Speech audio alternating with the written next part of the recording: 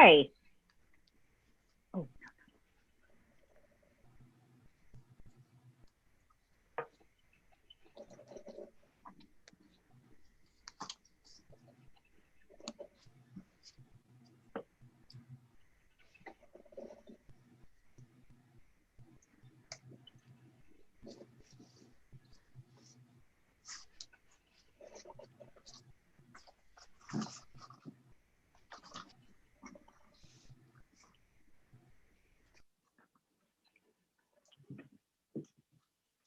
Hi. Welcome to our fireside chat. Hi. My name is Norma Cumpian, and I am the Women and Non-Binary Services Manager here at the Anti-Recidivism Coalition. I want to thank everybody for joining us and to let you know that if you have any questions or comments, to please put them in the chat box and make sure that it's clicked on all panelists and attendees so that we can all see the questions. So the topic today, in honor of Domestic Violence Awareness Month, is domestic violence awareness. I have two very special guests with us today, but this is a very heavy topic. And so we want to make sure that everyone here knows that this is a heavy topic, and that although it's incredibly important to discuss domestic violence, also take care of yourself and know that some things we talk about today may be triggering to some people. So please take care of yourself. But we do encourage you to write in the chat if there's something or some kind of support that you may need from us after the webinar. So let me introduce to you our amazing guests. So we have Kelly Savage-Rodriquez here from she is the Drop LWOP Coordinator at the California Coalition for Women Prisoners. And we also have Aminah Elster, the Campaign and Policy Coordinator at the California Coalition for Women Prisoners. And just full disclosures, CCWP, California Coalition for Women Prisoners, is one of my fave organizations in the world. So you know that. These are my people here. So go ahead and Kelly, introduce yourself. Tell us a little bit about yourself. Hello, everyone. I'm so glad to be here today, and thank you for taking the time to learn just a little bit more about domestic violence, or remind yourself, because a lot of people are aware of domestic violence. Some might not even realize just how much they know or how much they've been impacted. So I did 23 years on a life without the possibility of parole sentence while trying to leave my abuser. The crime was committed, and I am now finally out, commuted by Governor Brown for life without the possibility of parole. So now I choose to continue to advocate for people inside to end life without the possibility of parole. Wow, that's amazing. Hi, Mina. Hi everyone. Good afternoon. My name is Aminah Elster. I'm also formerly incarcerated. I'm a survivor of state and domestic violence, and excited that we have you all here taking the time out of your Monday to sit and hear more about this very important topic. Like Kelly said before, for those that maybe are just learning, but for those that may need a refresher, because I find even myself sometimes it's always it's beneficial to have a refresher. So thank you, everyone. Thank you. So let's just dive right into it here. What do you guys think are some of the stigmas surrounding domestic violence? Why is this such a, kind of uncomfortable conversation? Well, there's so many reasons. One of the main reasons is because when a person is in a situation, that's personal business. We're in a romantic relationship, or it's a parent to a child. That's personal. It becomes a little bit easier if it's a teacher or a boss. Other people might intervene. if it's not going to risk their job or get them in trouble. But for the most part, a lot of that comes with, you know, the belief that we're to mind our own business and let people handle their own. Or am I going to get harmed in the process if I step in?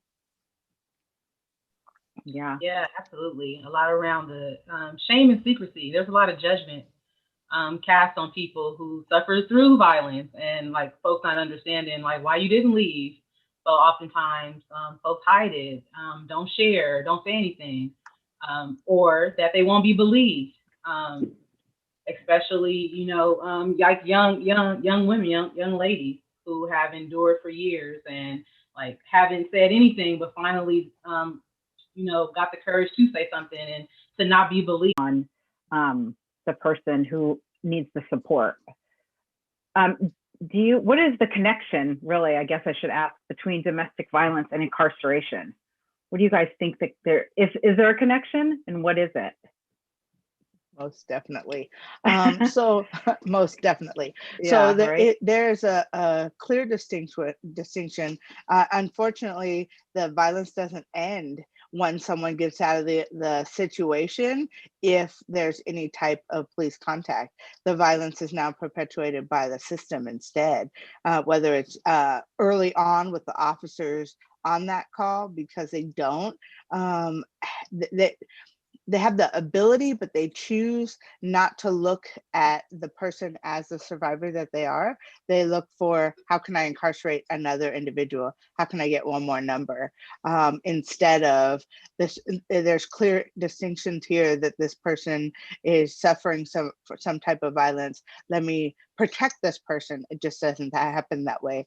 And most that are in situations end up being incarcerated. For females, they end up being incarcerated more than the men, because we should get out, because we should be doing differently. And so, and then in the system, you know, you're even with new laws that say we're going to consider what violence has occurred that affects your crime, and we're going to decide if you know, if that affected your reasoning, your process, your healing, and, you know, could it be considered even at board for someone who's serving life? And they have a right to determine if you're abused or not, or how is somebody partially abused? Like, that is just the most disrespectful thing I ever read. And I read it, unfortunately, way too much, where the system is saying, yes, there's clear abuse, but it's not enough. It's not substantiated. So basically, there's not enough documentation around it. We do know there's some, though. And that's just really disrespectful to every survivor that goes through this, as well as just the very idea of humanity serving a survivor what they deserve, which is compassion, understanding, education, and help to get out. Yeah, thank you, Kelly. And I would just add that incarceration is domestic violence. For many of the same ways, intimate partner battering is violence, gender violence. The violence perpetrated against women and girls puts them at risk of incarceration because of their survival strategies. So basically, how I chose to survive in my domestic violence situation put me at high risk for incarceration. And that is what we are seeing across the nation when it comes to those that are seeking to survive or find a way out, or whatever strategy that folks may have in their toolbox to employ trying to survive or escape these type of violent relationships. Yeah, thank you guys. I always hear percentages are like up there. I mean, it kind of like changes every few years. Or like, oh, 80%, or oh, what percentage do you guys think there are women who are incarcerated who have experienced domestic violence? What do you guys think? I mean, just what do you think off of, we all did a lot of time. Like, what do you think the percentages are about? Honestly, we did a case study with Beyond Violence and Healing Trauma of 300 individuals, and we had 2 people who had not seen violence before the age of 18. And the Wow. example I always use, yeah, definitely.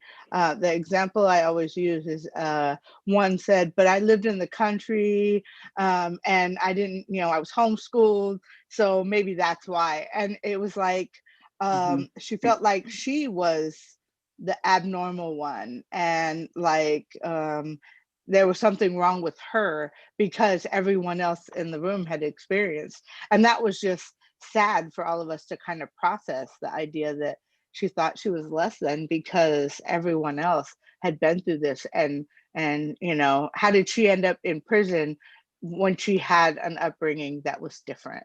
And I just kept saying, you're lucky. I need you to see it for what it is. It is rare, yes, but Yeah. see it for what it is, whether it's bullying in school, whether it's at home, wherever it's at, because it could be anybody, everybody, and you could have done absolutely nothing to create the situation. And it's really important to remember that.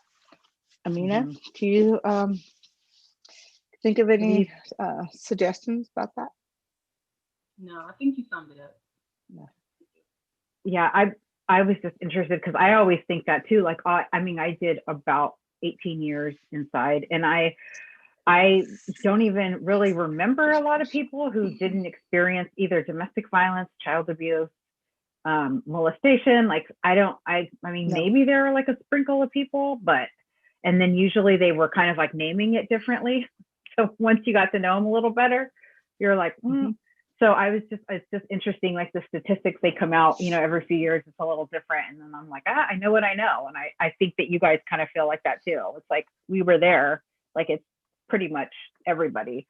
So let's talk about some of the red flags or like warning signs that our audience could look for when talking about being in an abusive relationship. What are some of like the red flags when you're dating?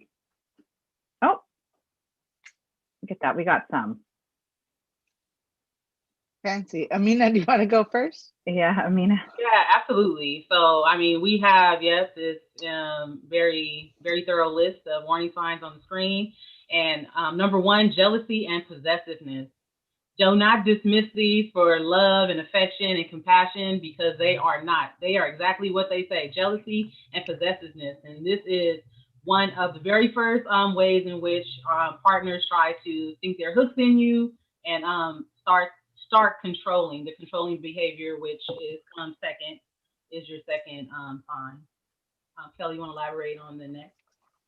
Sure. For controlling behavior, that's kind of an easy one, and the reason is we think it's that person trying to help us out. So I'm willing to pick you up at this time so that you don't have to take the bus. Really, I want to make sure that you don't get on the bus and go somewhere I don't want you to go. I'm willing to buy you clothes because I want you to have the best. Really, I just don't want you wearing what you're wearing, So those are just really basic examples of what that looks like. Aminah, you want to do 3 or you want me to? Because I really want to do 3. We can bounce back and forth. Yeah. Okay, go for it. Do 3. Yeah, quick involvement. What I give you an example from my own personal lived experience. My very first marriage, I was married to a very abusive and violent man, but I didn't realize that he was abusive and violent until after this jealousy and possessiveness, which I thought was cute back in the day. And I thought it meant that he was really interested in me, which came next with this controlling behavior and who I can look at or who I can talk to or where I can go or where I couldn't. And all of this happened within a matter of maybe like a month or two. So in this very quick interaction, I was basically like being like wrapped up in this dream world, this dream state. And I didn't know at the time, like quick involvement with the other 2 that we had just went over were signs of domestic violence. Definitely. Wow. Yeah, those real unrealistic expectations. So I want the house a certain way, you might be working too. You know, it might be a job environment.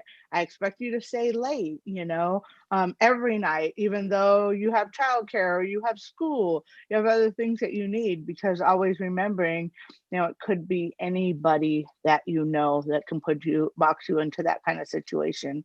And so whatever those unrealistic expectations are, most of us try to meet those because you want to make the people around you happy, and you want a calm, nice environment. But those expectations tend to get higher and higher, and you're led into a space where you're not taking care of yourself first, you're taking care of that other person first. Right. And then there's isolation, and not just physical isolation by moving you to a whole nother city or state or country, but also like social isolation, isolating you from family, from friends, from support networks, getting you to a point where you are solely dependent on that partner. Definitely. Blaming others for problems. So it isn't me. My boss was too rough on me today, so I'm gonna take it out on you. That guy that cut me off in traffic pissed me off so bad I came home in a bad mood. I was fine until I got home and you started nagging. Those kind of things are always somebody else that's done something that made that behavior come out. Right, and the same applies to feelings. So this individual does not take any ownership of his or her own feelings, as well as problems. And that is a telltale sign. If this person refuses, is always blaming it's such and such fault, or it's such and such fault, I'm feeling this way, or you have me feeling this way, I'm feeling like this because of you, be on the lookout for that. That is a red flag. Hypersensitivity. So when you have someone who, whether it's, to a sound, well, you woke me up because, you were brushing your teeth, or you have that person who, is like, there's not enough affection. Who are you messing around with because you're not giving me that affection? So that hypersensitivity creates an environment where the person that's going through domestic violence is aware of everyone around them and everything around them, trying to make sure that they walk on eggshells to avoid whatever that situation may be at that moment. And then lastly, disrespectful and cruelty to others. Oftentimes, I know we've seen this, and a lot of times we think we're the exception. We see people treating other people like crap, and we think, oh, they're not going to treat us like that. You're only disillusioning yourself, because they're absolutely going to treat you like that, waiting for the opportune time. So if you see a person and they're not being respectful or kind or compassionate to other people, you best believe it's going to come full circle, and that same type of behavior will be reflected in your relationship and household. Yep, absolutely.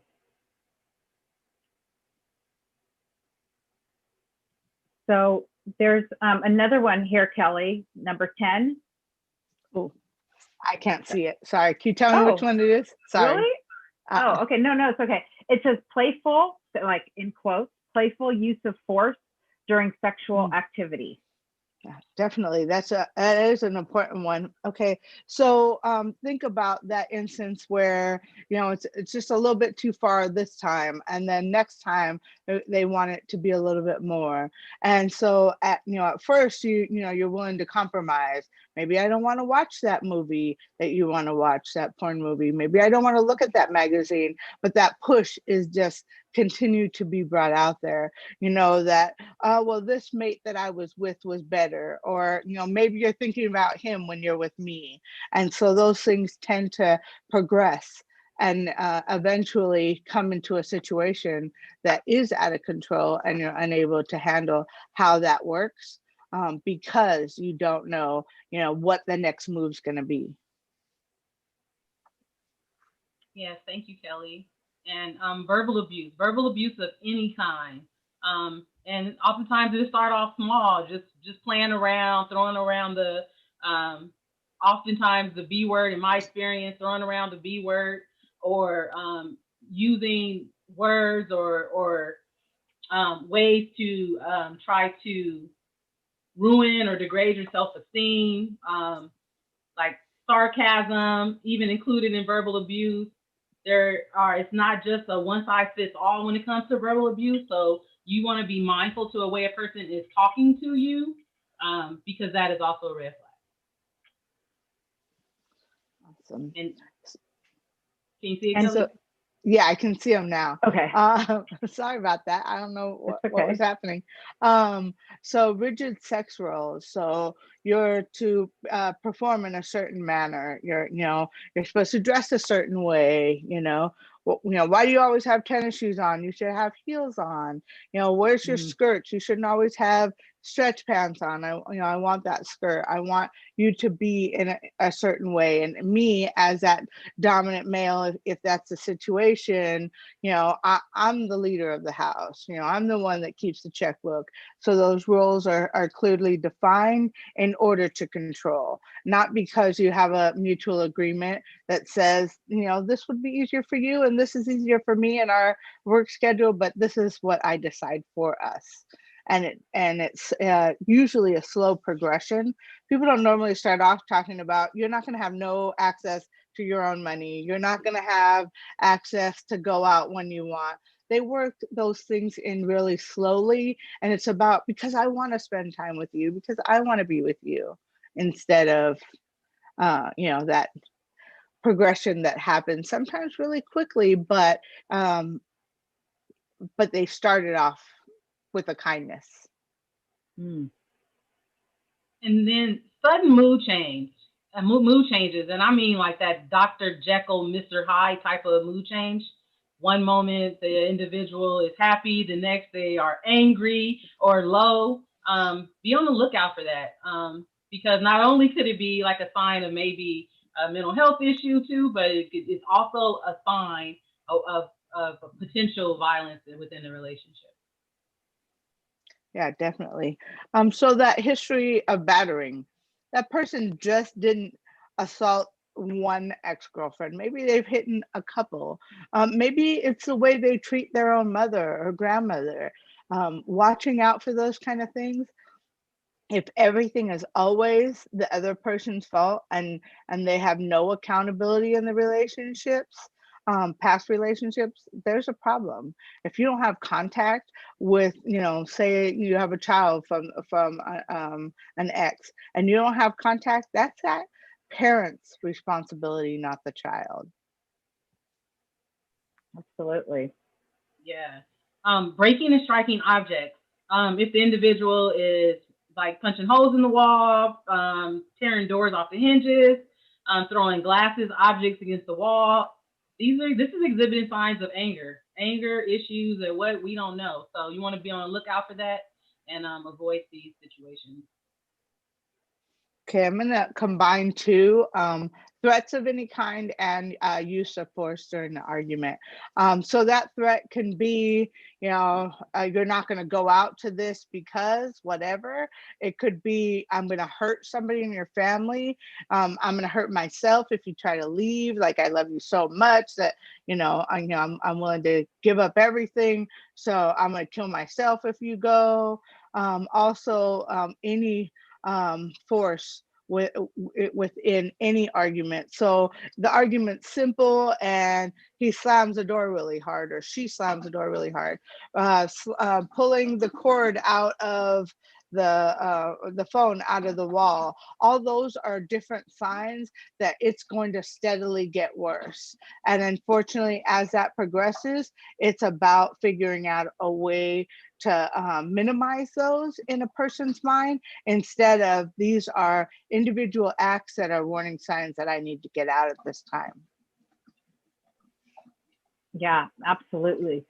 I was thinking when you guys were reading those off, I couldn't help but think like how difficult it is when you spent a lot of time in prison, like so many of our members at ARC and CCWP, that so many of our people, when I say our people, I mean formerly incarcerated people who did prison time, are coming home and just trying to navigate already re-entry but to have like this added, because a lot of the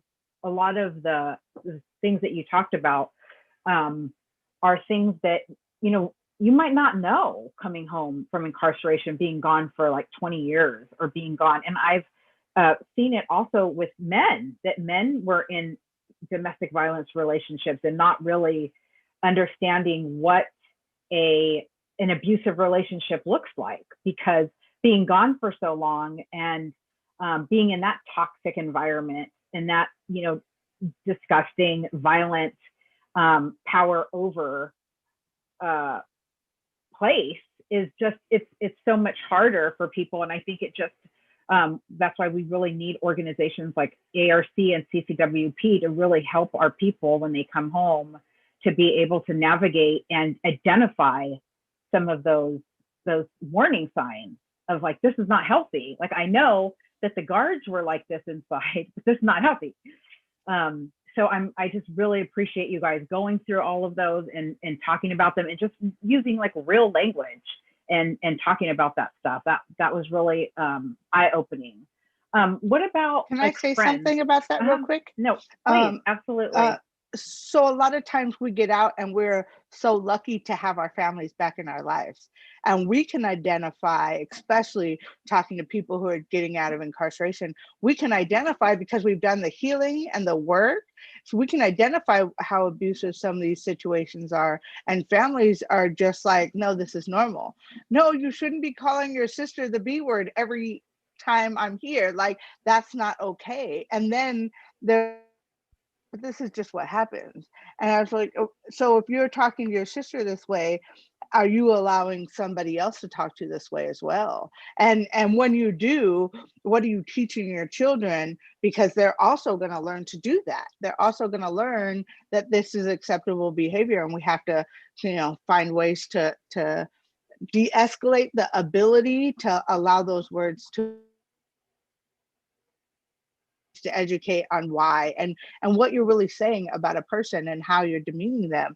But when we get out, we don't want to cause friction. You know, we're trying to mend those relationships, and we're feeling, you know, we're lucky to have whoever that person is in our existence, and we settle for things that we knew inside that we didn't want to accept, or we would, you know, write an officer up for in a minute for that kind of conduct. But now we're allowing it over here because we don't know how to, you know, bridge that. Right. Set those boundaries, right? Definitely. Yeah. So, and you're right. We feel we have like all of these like layers of like stuff of like being grateful and feeling like less than and not wanting to stick out, not wanting to cause attention. Like all of those things like really play in and kind of can put us in situations where if we're not educated and we don't know what you both were just talking about right now, then we can find ourselves in situations that can really be detrimental to us, our families, our children, right? Yeah, and if I can just add too, I think like to compound on that too, even for those that do go, because I didn't know nothing about domestic violence, even though I was enmeshed in it, not only as a child growing up, but into my own relationship as an adult. But I did not learn about it until I had gotten to prison. And it wasn't the prison who taught us what domestic violence looked like, what it is. It was my peers. It was Kelly. It was other people that had been there that was able to show. But there still is, even after showing me what are the red flags or how to navigate a situation. A lot of times for a lot of people while in prison, a lot of this is just theory. It's in our heads. We know, but we haven't had to act on it. So it's not until we are released and we are forced with action. We have to really act. It's no longer in our head. We can no longer just read and talk about it and sit in a circle and discuss it. It's time for action. And that's where a lot of people fall short, because now we actually have to act and make those right decisions. And it could be very difficult. Yeah, 100%. God, you took me back there when you said stand around in the circle and talk about it. Yeah, that's what we did, right? We talked about it a lot. That's great. So what about friends and family? Like we're talking right now about like support and about coming home and all those complex relationships and layers and all this different stuff that we're dealing with. What about friends and family? Like what should they look for? How can they like be sort of like helpful, I guess, in this situation? If they knew somebody, like what do you think they should do? So what I always suggest with people is if you see that person acting differently, that person's normally comes to hang out, maybe Sunday dinner, maybe there's a certain day that you normally will get a response from them about setting up an appointment and they're not, or you're texting them and they usually respond within a couple hours of you texting, and now it's days. That's when you start paying attention to what's going on with them, and try to have that conversation, but not accusing. Always remember that a person is likely to leave 7 times before they leave for good.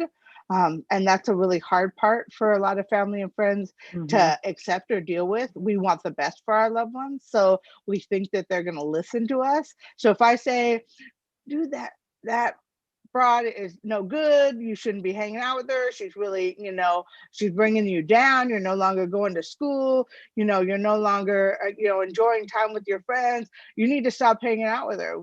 What is that person going to do? They're going to hang out with her more, because I got to fix it. I got to get them to understand, I'm going to show you all the ways they're wonderful.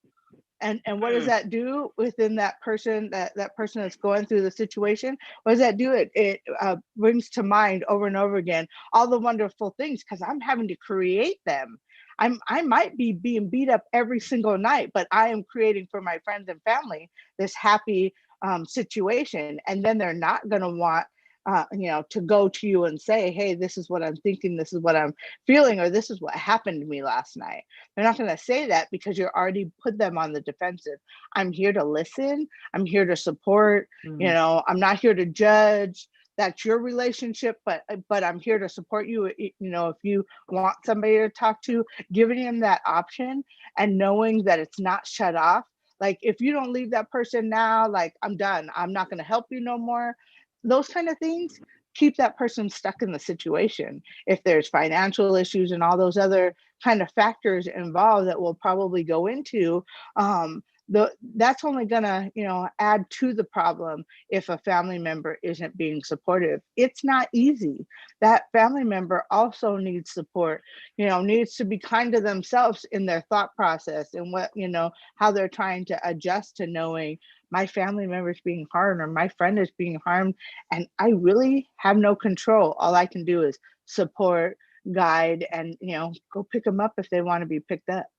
If somebody's saying they need help, try to go. If you have the capacity, go, because that person, it may be the last time we see them if you don't. Aminah, got something to add to that? No, you summed it up real quite perfectly, if you ask me. And a lot of times our family and our friends and support may not be the best support system for us, because we've already talked about like coming home and folks are still stuck in these unhealthy relationships and don't even know it. And then if you're not knowledgeable about the signs or what type of support is out there, or what individual that's suffering through a violent relationship may be enduring, you may potentially do more harm than good. And just coming from a place where you're centering that family member or that individual and not really yourself or what you would do in that situation, will help tremendously as well, if you're able to do that. But you have to come from a place of understanding and compassion towards that other individual. Yeah, that's been something that's like a struggle, kind of, because you like coming from where we come from. I think it's like we know what's gonna, like, we're not gonna know this is like unhealthy, but it's harder to remember back when you were in that situation, and like how did you listen and how did you feel and what would you, so that part's a little bit like tougher, like especially coming from where we come from. Like we want to help so bad, like we don't want anyone else to go through what we went through, and so it's difficult for us to just like do what both of you guys talked about. And it's just, you know, letting people, you know, being supportive and being open and saying like, I'm here, but not like, you know, dragging this, you know, 16-year-old girl like what we were, and knowing what resistance you're going to get from that. Right. So yeah, it's tough. What about a safety plan? What is a safety plan? Like, what is it for our audience? What's a safety plan? Now I'm gonna let Kelly. Okay. Because Kelly was smart and Kelly had a safety plan. I did not have a safety plan, so I'm gonna let Kelly share. Yeah, Oh. yeah, I had a safety plan. Unfortunately, it didn't work. I called, I called the domestic violence shelter, just knowing that I was just at my wit's end and trying to get help. Unfortunately, I lived in a town that didn't have a bus, didn't have a taxi, didn't have a dial-a-ride. It had Greyhound every other day. And unfortunately, I didn't make it on that Greyhound. So it's really important to follow these steps. Might have made it a little bit worse for me, but the reason that it did is because he caught me in the act of preparing the documents that I needed to have. So it's really important when you get a sense that it's time to flee, that you start preparing yourself. Don't leave it you know, any kind of evidence that could trace you to where you're going to be. If you guys share a car or the information you need, you know, the only place to hold it is in your car, have it under your seat, not in the back seat. You know, if you have an opportunity to hold things with a friend, so say important documents you might need is credit card statements, bills, the actual credit cards itself. Don't want to use those credit cards anymore. You want to make sure that they're destroyed so they can't use your credit, but you want to also make sure you have anything like car insurance, registration, all that kind of stuff, anything for your house, anything if you have children, like medical records, school records, any of your own medications, all those kind of things need to be accessible quickly. So if I know that my medication's usually stored in the living room, but I'm getting ready to leave and I need to go through 3 rooms to get to where this medication is, and I'm leaving in a hurry, I might forget that. And it could be life-sustaining medication. So I want to make sure that I prepare a little bit better. Person has a purse, make sure it's in your purse. You know, make sure you have phone chargers, you have ways to get out of a situation by making sure you have as much as possible. If you have children, it's really important to have something that can comfort that child in, you know, in that those first initial moments, remembering that that child may, you know, have a strong attachment or love to this other person and not understand the process. So that's a whole nother area to look at. If I know I'm leaving and I have kids that are in school, I'm going to contact that school and say there's only certain people that can pick up my child, and you know, sometimes it's really difficult to share your business, so you don't want to tell them, you know, that I'm in a domestic violence situation and I don't want my husband or my spouse taking my children out of the school because they can then you know, use that child as a weapon to get me to come back. I might not want to do that because of pride, because of, you know, self-dignity, but unfortunately situations occur when people don't take those steps to make sure that the school can you know, protect that child in that moment so they're not used. Anything that you use for your plan of escape, you want to make sure that it's not like left accessible. So you know, one example is somebody who had it on a on their computer, they had their escape plan, you know, mapped out. This is where I was going to go. This is the documents I need to have. And the spouse ended up seeing it. Going through that person's computer, they saw the documents before the person left. And unfortunately, she lost her life. And he, you know, when he confessed, to taking her life. He admitted that he saw it on her computer. So, disguising information, knowing that people have access that we don't even think they have access to. So we have to be careful. That phone is, a really dangerous weapon now. People can track people on where they're at with their phone. When we first heard about that during our initial training with Weave in Sacramento, we were all like absolutely shocked. What do you mean your phone can tell you where you're at? Now, of course, we understand a lot more, but I remember like literally spending half a day with them explaining to us like how important it is to be careful for tracking, because there are so many ways that that person can locate you. If you're trying to leave and that they've already threatened your family, it's really important to ensure that you're not anywhere that can jeopardize them as well. But sometimes that's difficult. If I'm looking at how to get my escape, it's doing it when they first go to work, so that you have a couple hours that they can't find you. There's so many important things, remembering that 1 out of 3 people are harmed when leaving a domestic violence situation in the first 24 to 48 hours. That's not even someone who starts processing it later on and then wants, I want you back and you're not willing. So there's so many really serious, fearful things that can occur. And that's why it's so important to keep having the conversation, not just during Domestic Violence Month. Right. And that you're talking about that is the another question is like, why, for our audience, is like, what are some factors that keep someone from leaving a domestic violence? I mean, I always like hated that question, like, why doesn't she leave?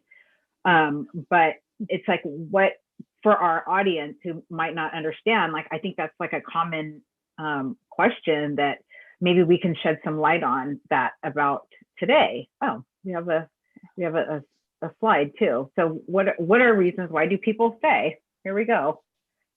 Yeah. So these are just a few. Okay. Aminah, you want to start? There are plenty of factors that come into play with why people stay. And I think Kelly mentioned this earlier, the fear of failure. Me personally, I did not want my marriage to be a failure. I did not want to have to go back and before my mother and look at her as having a failed relationship. So that was one factor that affected me. That encouraged me to remain in this very toxic relationship. Then there's fear of retaliation, fear that if you don't stay in this relationship, he or she is going to hurt me, kill me, which we see that happening, especially with African American women, because Black women are almost 3 times more likely to die at the hands of an ex or a current partner.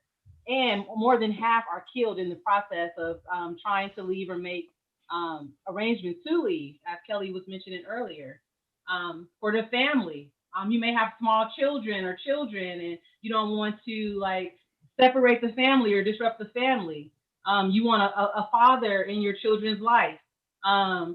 What are your friends going to say? Or maybe all your friends are tethered to your partner. And if you leave, all of that's going to be cut off. People think about their future, like what will my future look like? A lot of times is what will other people think about me? And because most victims of domestic violence have their self-esteem is beaten down so bad, they really can't even visualize themselves apart from this partner. And here we have this whole fantasy concoction that most people, develop in their head. And Kelly mentioned financial abuse. A lot of times in the isolation process, one of the things that may have to go is your job or your way of earning the income so that you can take care of yourself. And by doing that, your partner essentially is using their financial access or resources in order to manipulate and control you. And then there's faith, religious. There are religious tenets that, encourage people to stay married and to stay faithful regardless to the violence inflicted in the household. And these are just a few reasons why people stay in these relationships. Wow, that was really powerful to hear you talk about all those out loud. Yeah, I know that when I was saying that question, it's like kind of like that board question, you know, like when you would go to the board and they would be more like, well, like, why didn't you leave, instead of like addressing like the bigger like picture. And then also a part about like the leaving, it's like, it's really hard because it's an abusive relationship. So it's someone who's actually like you know, messing with you, sort of like a torture, and you're also getting physically abused. So it's like, it's almost like equivalent of like someone who's like a prisoner of war, or someone who's being like, it's a systematic like breakdown of your mind and of like who you are. So it's really hard to think outside of just that moment of trying to survive that moment. And so that's another reason why it's really tough to leave, because you're just coping. You are coping with this situation as best you can. So also we want to talk about some resources for folks. So we want to talk about some resources for folks, and also about some like healthy stuff. Do we have a resource page up, or no? We're going to talk about them. Okay. Do you two know of some resources for folks that may be in this situation? They may suspect they're in this situation, or they may have a loved one that they think may need some sort of resources. Oh, there we go.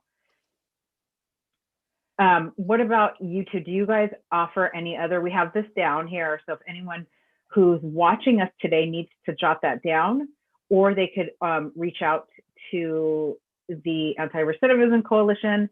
But also, Kelly or Aminah, do you know of any resources? I know you guys are both up north, but do you guys have any suggestions? Oh, Aminah is putting in the chat, Survived and Punished.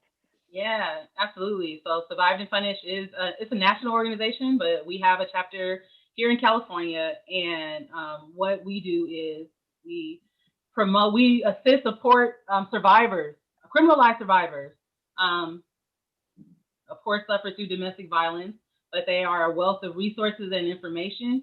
If they can't help you directly, trust me, they have resources that you need. You can visit this website. There are fact sheets. There's a list of resources, and there's also like different events that folks want to plug in to learn more about this work. Kelly? Yeah, and it's also way different than it was for a lot of us, because people are talking now in a way that no one ever did back then. You know, it was still such a secret. You know, you might get lucky if in a college class they had a day event about domestic violence where they talked a little bit, but now it's out there more, and there are shelters, secret shelters in almost every city now, which is amazing. I've had an opportunity to volunteer a little bit with that, and it's an amazing opportunity, very emotional. I gotta admit, because if I would have had that opportunity, I wouldn't have been incarcerated and wouldn't have lost all that I lost. So it was really difficult, but at the same time, so important to support organizations like that are helping people get out in the moment, and they're all in secret locations so that the abuser can't go to them, which is really important. And so reaching out in your community to just Google search on a domestic violence in whatever town that you're in will give you some resources, but Survive and Punish is an excellent tool to use, as well as the national hotlines who still are constantly at work. And it gives you an opportunity to look for more options and ways to support if you're a survivor who wants to give back now, or just learn a little bit more so that the next generation coming up has more access, because we're giving to supporting and making sure those places still run. All right, so there's some stuff in the chat. Aminah put some stuff. It looks like ARC put some stuff. And then I know we're running out of time here, but I wanted to just talk about, why is it important that we just keep talking about domestic violence? I feel like we've touched on that like throughout the whole hour, but I don't know if either of you want to comment on that. And then also, if either of you want to comment on either what is a healthy relationship, or maybe a couple of things to look for some of our listeners who may be dating, and what are some things to look for in a partner that, and also, yeah. So go ahead, either one of you. Yeah, definitely. So it is really important to acknowledge there are a lot of really healthy relationships. And sometimes people don't mean to get into a situation that they box somebody in, that they don't even realize at times that they're getting to the point where they're becoming more aggressive. They're becoming resentful. They're saying things that might harm or hurt the other person, not even realizing it. So remember that person can go from being abused to that batter in seconds. It is about working on yourself to make sure that you're whole, and having that clear separation. You do your thing and I do mine. You have your friends, I have mine. That way, as Aminah was talking about, those friendships that are only both of us, like maybe my childhood friends can't be my friends anymore. And in fact, that it did happen to me. I had no idea that my friends received a new phone number for me that never existed, and that's why we had no contact. But basically he, let him know that my number had changed, and that's why, I hadn't called them back, and, this was my new number, and they kept trying the number and I never answered, and it was not my number. But that was a way to cut off friends that I had. And so it's about being aware that I can have separate friends and do separate things than whoever my significant other may be. Or, as I said, if it's in a working relationship, I don't have to go out with those people after work. I can do my own thing and just have a professional relationship. And it's important to remember that, because if you're not your own individual person taking care of yourself first, if everything starts depending on somebody else, there is a problem. If I'm not making sure that I have my own ideas, thoughts, processes, and take time for me, if everything's about somebody else, how am I living? I'm existing, but how am I living? And that's really important. Aminah? Right. Yeah, thanks, Kelly.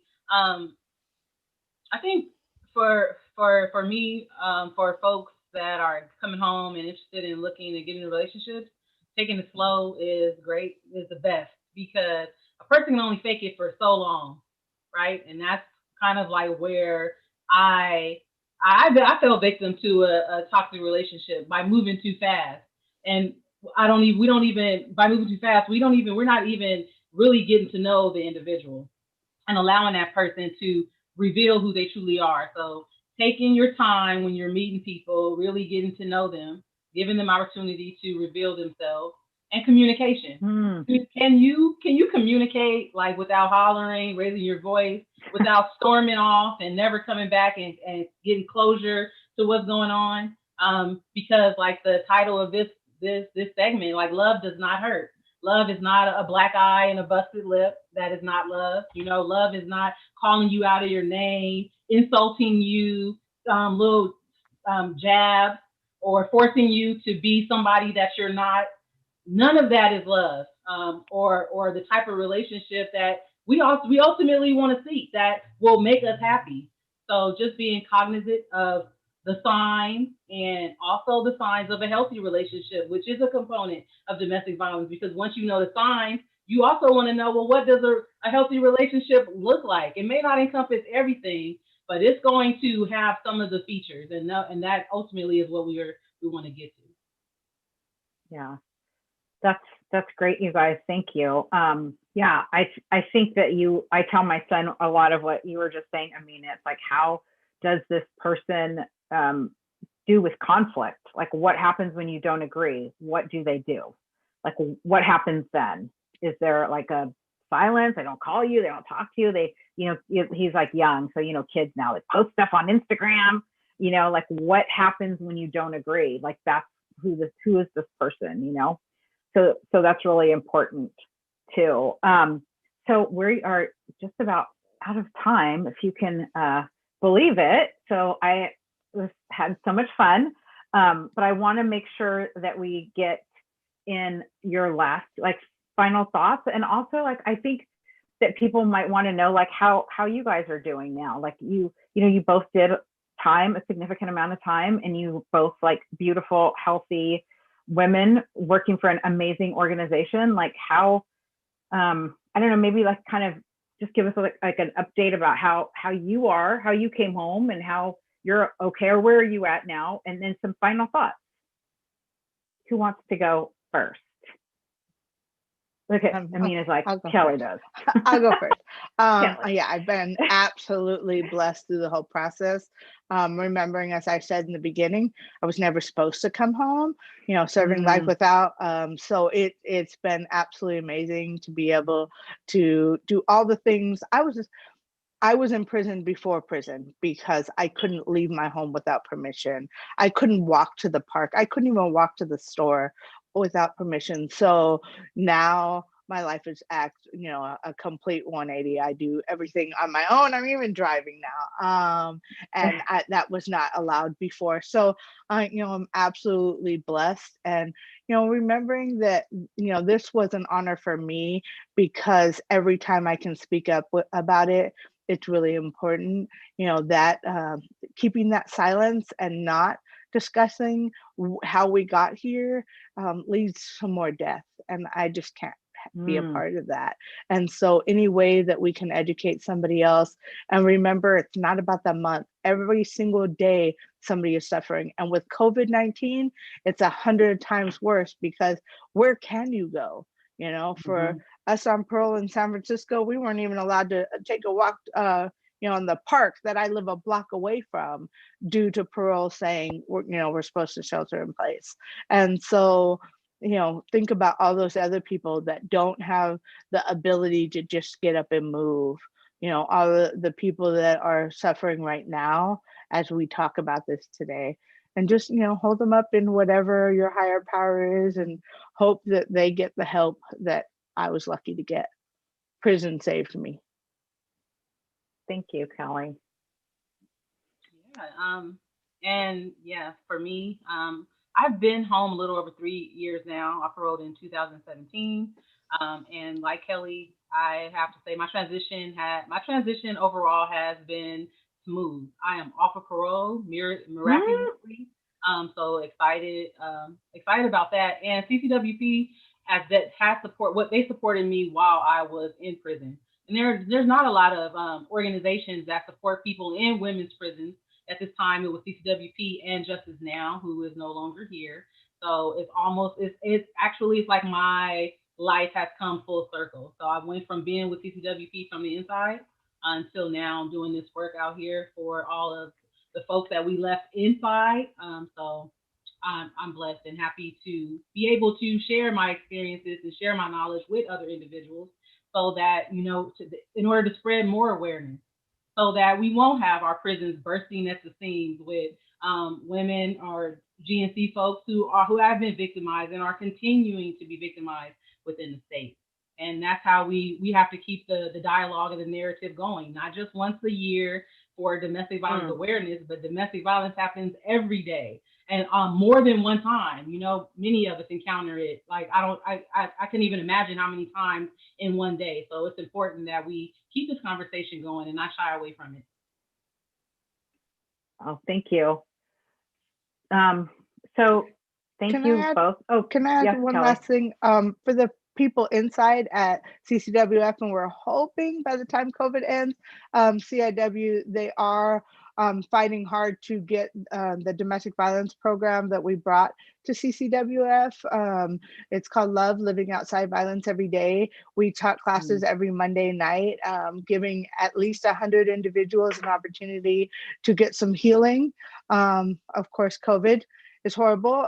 In that aspect, we're not having groups, but they will be going right back to that when it ends. So if you've got a family member or a friend that that's inside, remind them that they have an opportunity to take something to help towards that healing now, because a lot of people, they need that little boost to know that they should try to go for more. Is that sponsored by CCWP? Who's doing Love? I created it, brought it over. Brought it over to CCWF, and yeah. Oh, okay, cool. That's awesome. Well, I want to thank both of you for being here. It was a pleasure talking to both of you and being in the space with you.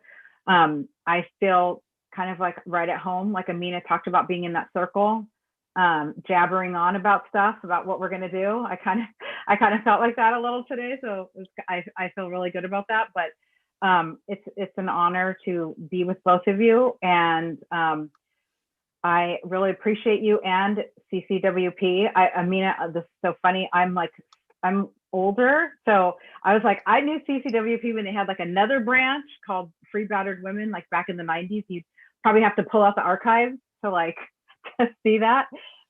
So yes, they've been supportive of me as well for many, many years. And that is an amazing feeling to know that people are going back inside. ARC is also inside, CIW and CCWF now. And so there's nothing like that feeling, right, of people remembering you when you're in there, when you're at your worst. You see who people are, right? So I appreciate both of you so much, my peeps. So I will see you guys later. And thank you for tuning in, and thank you for being here. Thank you, everyone. Thank you.